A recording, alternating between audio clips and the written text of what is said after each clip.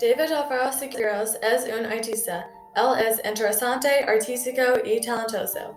También le encanta pintar unos murales. Es un pintor de muralismo. Su arte es vivo, diferente y tiene un tema de revolución. Él es de Chihuahua, México. Él estudia en España, Italia y Francia. David Alfaro Siqueiros was born in 1896 and passed away in 1974 in Mexico City.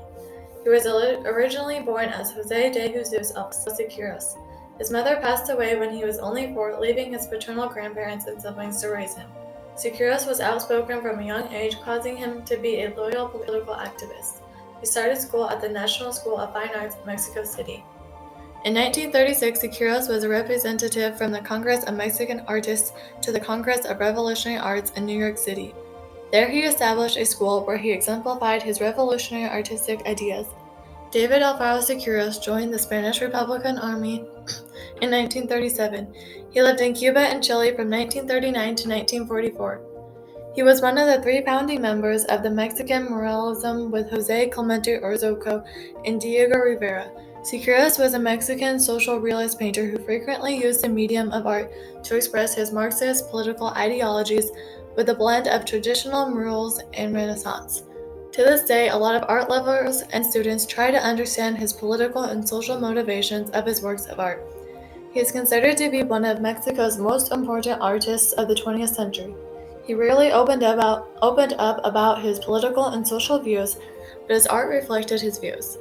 From 1922 to 1924, Siqueiros created the Elements. This painting hangs on the ceiling over the staircase in the courtyard of the National Preparatory School. This piece of artwork depicts a winged female surrounded by representations of the 4 elements: fire, vivid red abstract flames, water, the seashells, wind, horizontal spirals that balance the vertical of fire, and earth, 2 giant bones of a tropical fruit. He created a classic depiction of Mother Nature and her kingdom. This painting combines a figure inspired by Masaccio, a Renaissance painter, and elements of Byzantine icons in the sandy-colored scene. The elements reflect Siqueiros' study in Europe. From 1941 to 1942, David Alfaro Siqueiros created Death of the Invader. This large mural is located in a small library and spreads over a ceiling and 2 facing walls to create a vault-like shape that overlooks the onlooker with its larger-than-life, breathtaking figures. The south wall portrays the Chilean indigenous peoples and their strife for independence and freedom from the European conquistadores, and the north wall reflects this with depictions of indigenous Mexicans. Historic soldiers such as Galvano, a 16th-century Mapuche warrior, appear in the center. This combination of the united figures signifies the need for both mental and physical strength in combat. From 1965 to 1971, David Alfaro Siqueiros created the March of Humanity, which is the largest mural in the world.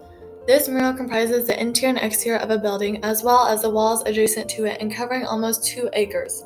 This project didn't just take Siqueiros, it took teams of engineers, architects, and artists all over the world.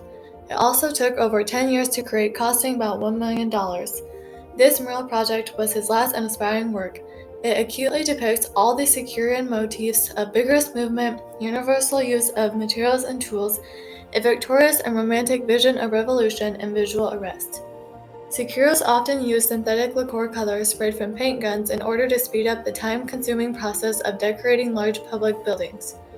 Siqueiros used an unusual style of art at the time called avant-garde, which is described as art that reflects originality, vision, or is radical. By using this style, he was able to create his revolutionary and activist public art. Siqueiros was awarded the National Art Prize from the Mexican government in 1966.